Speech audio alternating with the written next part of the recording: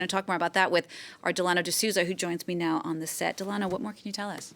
That's right, Jeannie. What we saw over the weekend and on Tuesday was Israel's biggest backer on the global stage, beginning airdrops into Gaza. Now, this is something that is unprecedented. I checked with the contact at the World Food Program, and they told me that airdrops are a measure of last resort. You do that when you don't have access to roads. They are 7 times more expensive because you need planes, you need fuel, and you can only deliver limited quantities compared to a convoy of trucks which would typically go in. So why is the US doing what countries like France and Egypt, Jordan have been doing for weeks? Well, the honest truth is American officials are growing increasingly frustrated with their Israeli counterparts. For months, there have been repeated calls to increase the flow of aid into the Gaza Strip, and this has simply not happened. Israel knows full well what it's doing. 2 days after the Hamas conducted those attacks on the 7th of October, we had Israel's defense minister who came out and said, no electricity, no food, no fuel, no water, everything is closed. We are fighting human animals and we are acting accordingly. Of course, this was a very controversial statement from Israel's defense minister. Then we had the US who lobbied Israel for 2 weeks to let in aid convoys. But the truth of the matter is we've never seen the amount of aid going in as we did before the 7th of October, where we used to have 500 trucks going in per day. According to the United Nations, we're seeing in the month of January, we saw 170 trucks go in per day. That figure dropped in the month of February to just 98.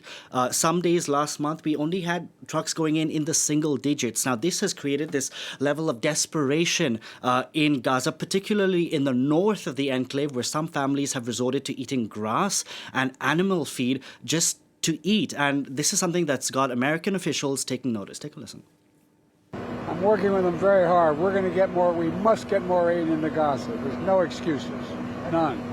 And the Israeli government must do more to significantly increase the flow of aid. No excuses. They must open new border crossings. They must not impose any unnecessary restrictions on the delivery of aid.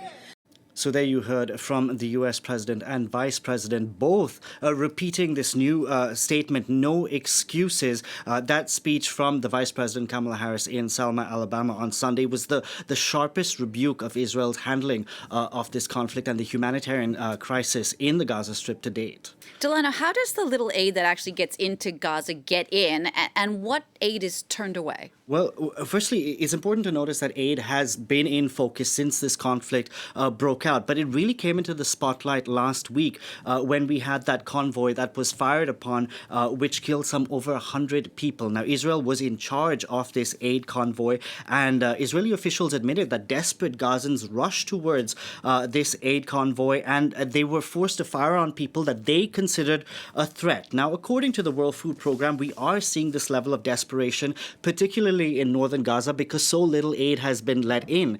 Just yesterday, the World Food Program said it tried to resume aid deliveries into northern Gaza. They were stopped at one checkpoint for 3 hours. They were turned around, and when they were turned around, desperate Gazans rushed towards their convoy and looted this 200 tons of food which they had in these trucks. Now, according to the World Health Organization, there are severe levels of malnutrition in Gaza. Palestinian officials say in one hospital in northern Gaza, 15 children have died of starvation and dehydration. Now, from what I was able to find out, the process of Israeli checks on aid getting into Gaza is not only cumbersome, it's erratic, and it changes whether it's approved or rejected on a case-by-case basis. For instance, a truck of sleeping bags was turned around because the sleeping bags were the color green, and green can be used for military camouflage purposes. A shipment of dates were rejected because the seeds were picked up as a suspicious object in the X-ray imaging process. So some aid workers have now started